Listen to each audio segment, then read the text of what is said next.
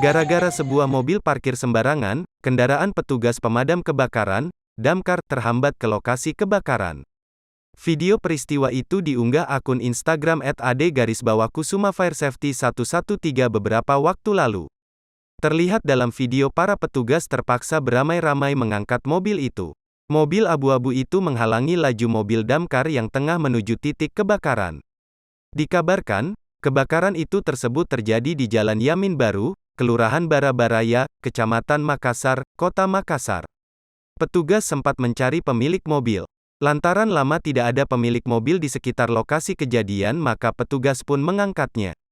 Video ini pun menuai berbagai komentar dari warganet.